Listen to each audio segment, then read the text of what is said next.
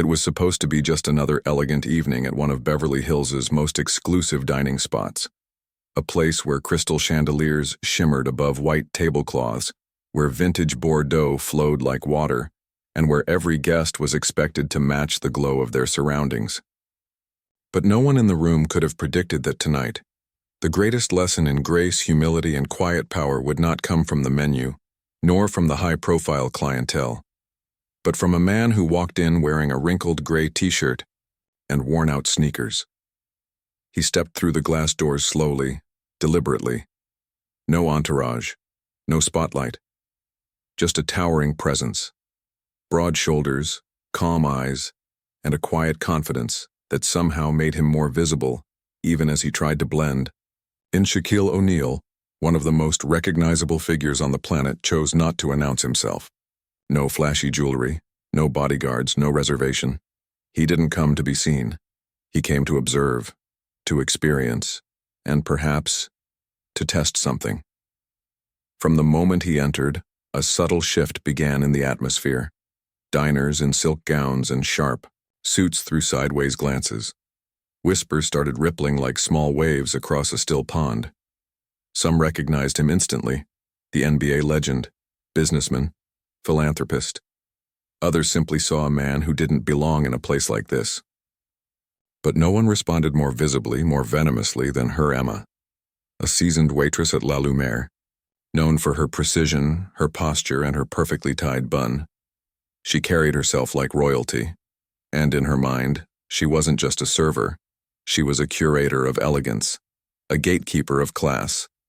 And when her eyes landed on Shaq's faded, sweatpants and scuffed sneakers, judgment came swift and merciless. She approached with a smile that didn't reach her eyes, the kind of smile people wear when they believe they're better than you. "Are you sure you can afford to dine here?"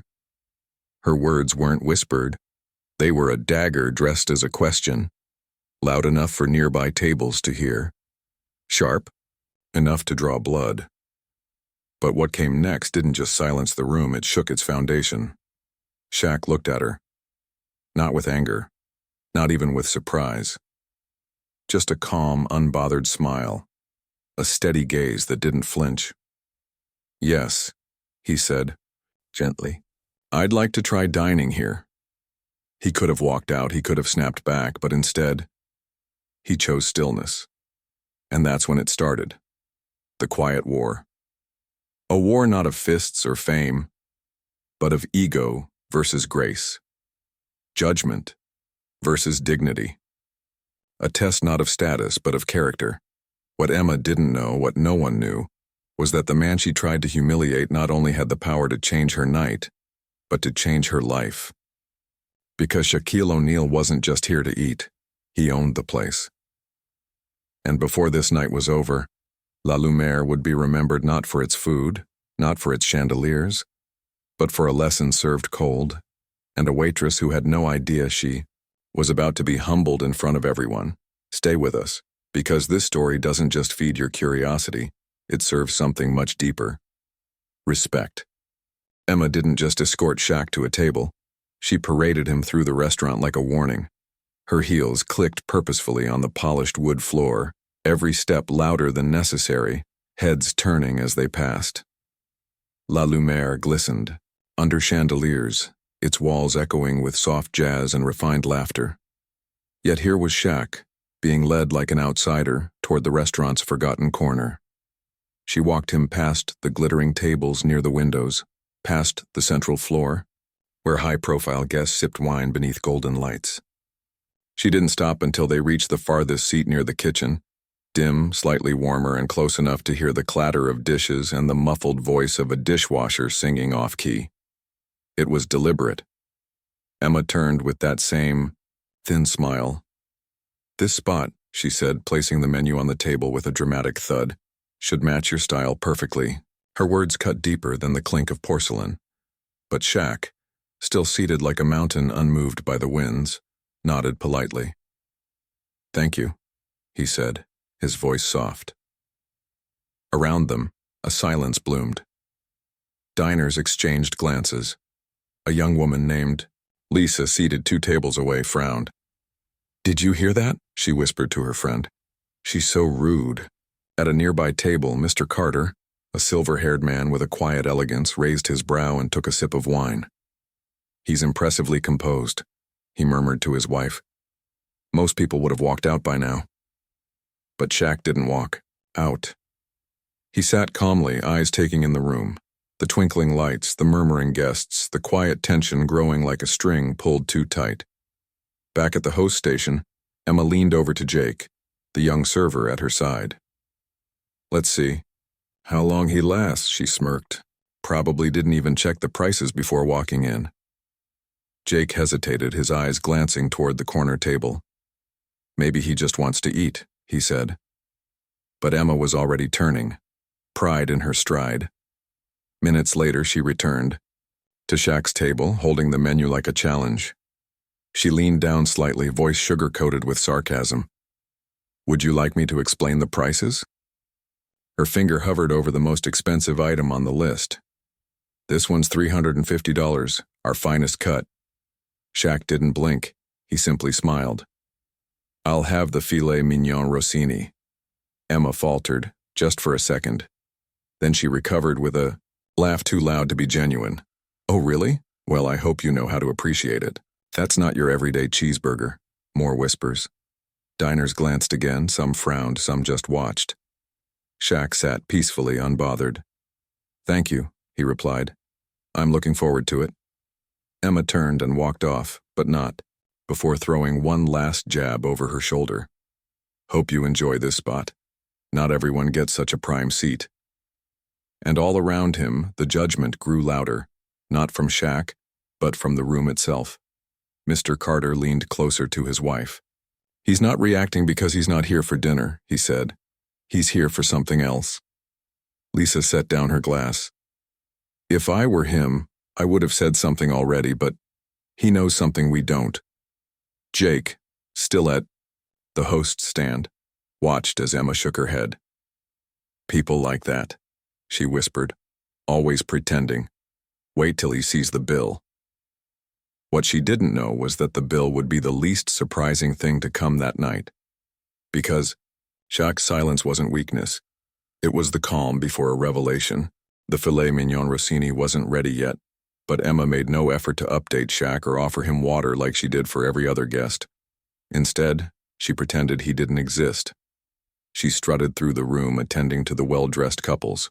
In the center of the restaurant, pouring wine, cracking jokes, laughing too loudly. Every time she passed Shaq's table, she turned her face slightly, as if even looking at him might be beneath her. Shaq, for his part, remained unmoved. His eyes wandered from the chandelier above to the jazz band in the far corner.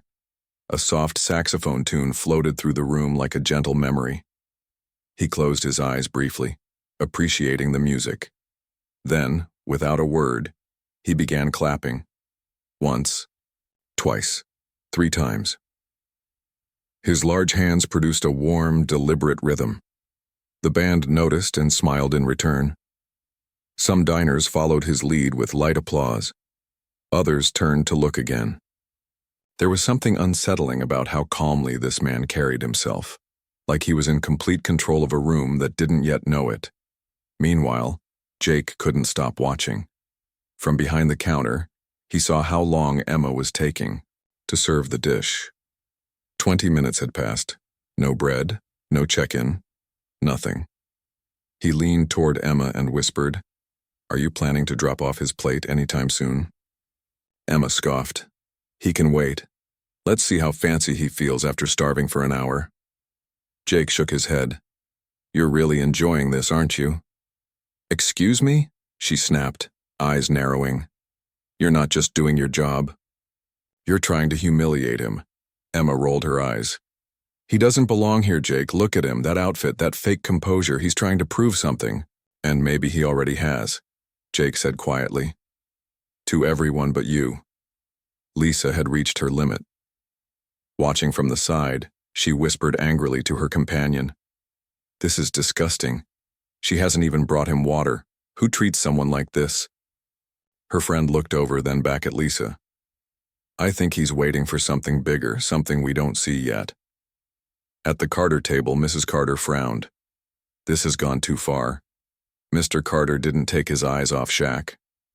He's not waiting for food. He's waiting for something else. The soft background noise that made La Lumiere such an exquisite dining experience had transformed into a hum of tension. Even the clinking of glasses seemed harsher now. Emma, unaware that her behavior was being noticed, decided to double down. She loudly laughed with guests at another table while throwing glances at Shaq's corner. Then she passed his table again, muttering to a colleague, "I bet he can't even pronounce what he ordered." That same colleague glanced at Shaq and lowered their voice. "Emma, maybe just give him his food." But Emma was spiraling. To her, this wasn't just about a customer anymore. It was about proving a point. She had created an imaginary battle, and in her mind she was winning. The tray finally came out of the kitchen. On it was the famed filet mignon Rossini, the most expensive dish on the menu, beautifully presented with foie gras and black truffle. The kind of dish that made food critics write poetry. Emma grabbed the tray, her knuckles white against the handle. The walk back to Shaq's table felt longer than it should have. Diners noticed. Conversations slowed. The air grew heavier.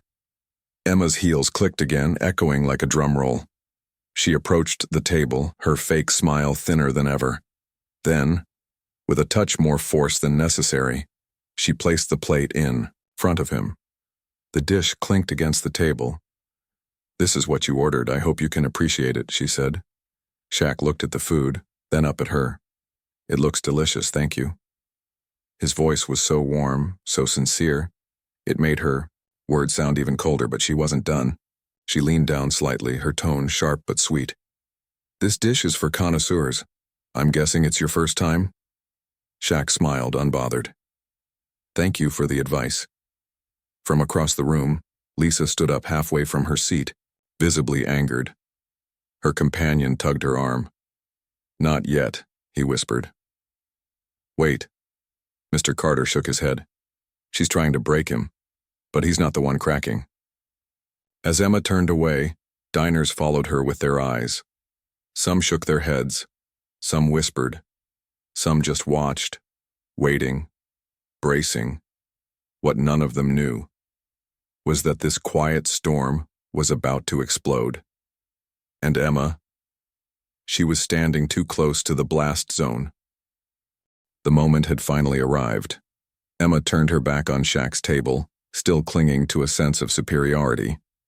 She didn't see the ripple of movement from the reception area, where Mr. Thompson, the manager of La Lumiere, emerged with quick, purposeful strides. A man of composure and polished presence, he scanned the dining room until his eyes landed on Shaq. And then, in front of every guest, every hushed voice and curious eye, he approached. The room fell into a silence that felt almost physical. Mr. Thompson came to a stop at Shaq's table, his voice low but unmistakably filled with reverence. "Shaq, it's such an honor to have you here. I apologize for the delay. We had no idea you were coming tonight." The name hit the room like a lightning strike. Time froze. Glasses midair, forks mid-bite. Conversations died mid-sentence. "Shaq?" Whispers erupted like sparks. "Shaquille O'Neal," someone murmured. "Is that really him?" a woman gasped. "He owns businesses all over the country," another voice chimed in. Emma turned slowly, the tray slipping slightly in her hands. She stared at Mr. Thompson, then at Shaq, her mouth parting in disbelief. The same man she had dismissed, insulted, belittled, was Shaquille O'Neal. Not just a celebrity, but a philanthropist, an entrepreneur, a man whose name carried power. Her legs went numb. She wasn't just rude to a customer, she tried to humiliate the owner. The silence in the room now turned into focused stares, and they were all on her. Emma's heart thundered in her chest. The blood drained from her face. Her composure cracked and crumbled like porcelain. Shaq, still seated, didn't gloat, didn't smirk. He looked at her calmly, his voice steady and deep. "You don't need to know who someone is to treat them with respect," he said.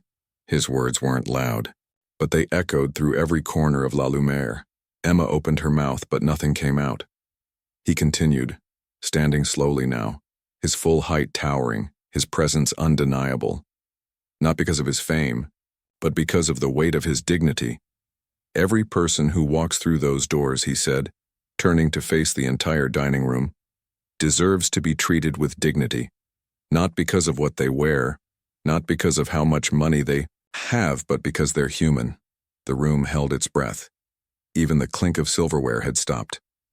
Lisa stood, her voice firm, clear. That's right. Applause started, light at first, then growing. Lisa clapped. Mr. Carter joined. Soon a wave of approval swept the restaurant. Emma's hands trembled. Her vision blurred with tears. Shaq turned back to her. His voice softened, but it carried even more power. Change, he said, is for you, not for me, not for the people watching, but for you. Emma's shoulders slumped. She nodded faintly, tears finally rolling down her cheeks. She tried to speak, but her voice cracked under the weight of shame. I'm sorry, she whispered. I was wrong. I judged you.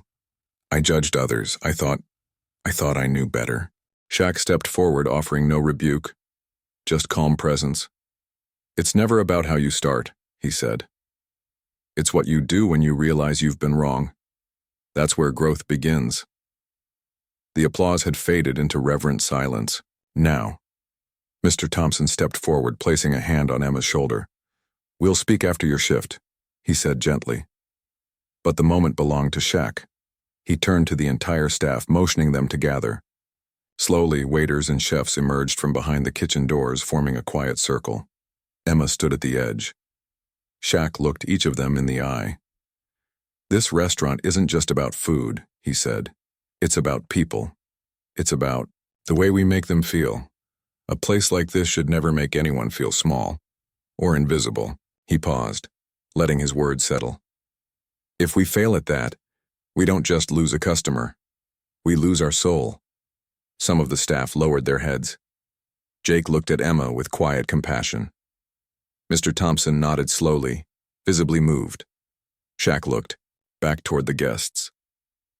And to everyone who saw what happened and stayed silent, remember, silence is a choice. And sometimes, silence lets injustice speak louder than truth. The words weren't an accusation. They were a mirror. Lisa sat down, eyes glassy. Mr. Carter whispered to his wife, "That man just taught this room more than any book ever could." The jazz band, still in the corner, began to play a gentle melody again. Shaq gave one last look, to Emma.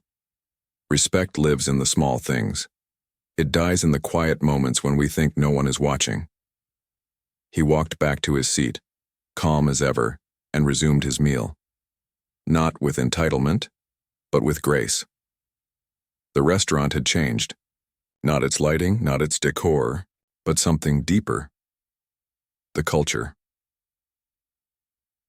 Later that night, after the last guests had left, Shaq gathered the staff once more. They stood in a circle beneath the chandelier that had once seemed so imposing. He spoke, no longer as a legend, but as a mentor. We all make mistakes, he said. But how we fix them, that's what defines who we are. This place, from this moment forward, will stand for something. Kindness, fairness, honor. Emma stood silently, her eyes red, but her posture straight for the first time that night. Shaq turned slowly, meeting each pair of eyes in the room. Then he said simply, "This isn't a restaurant. It's a place where respect lives, or dies." And with that, the room fell into a thoughtful silence. Not heavy, but hopeful, because something new had just begun. Long after the lights dimmed at La Lumiere, and the last table had been cleared, Emma sat alone in the staff break room. Her apron lay crumpled beside her, her name tag face down. The silence now wasn't the kind that comes from arrogance. It was the kind that follows realization. Her eyes traced the floor, still hearing Shaq's words in her head. Change is for you. In that quiet, Something new had taken root. A seed of change. A mirror had been held up to her, not by force, but by calmness. Not by shame, but by truth. And it stung because it was real.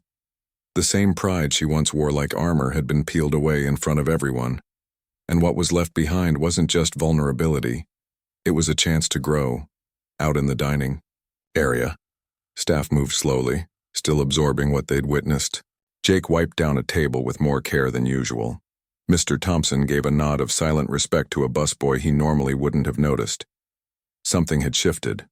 Not in policy, in principle. Guests filed out with quiet reflection on their faces. Some stopped near the door to take one last glance at Shaq, who still sat finishing his meal without haste. No longer just a legend, they saw him now as something more, a reminder. That kindness isn't weakness. That dignity can roar louder than any insult. Lisa exited the building, her heart full. She didn't post about it, didn't film it. She just carried it with her, like a message etched into her spine. Outside, the night air of Beverly Hills wrapped around Shaq like a second skin. He stepped out beneath the flickering glow of the marquee lights, walking slowly into the calm hum of the city. Streetlights painted the sidewalk in soft gold. The breeze rustled the palm trees gently. Each step he took echoed not just through the pavement, but through the memories of everyone still watching from inside. And then, as if it were meant for all of us, a voiceover cut through the silence. Kindness isn't weakness. It's the strongest power we have. Then the final thought piercing through every screen, every heart. Have you ever judged someone too quickly? Or stayed silent when someone else did?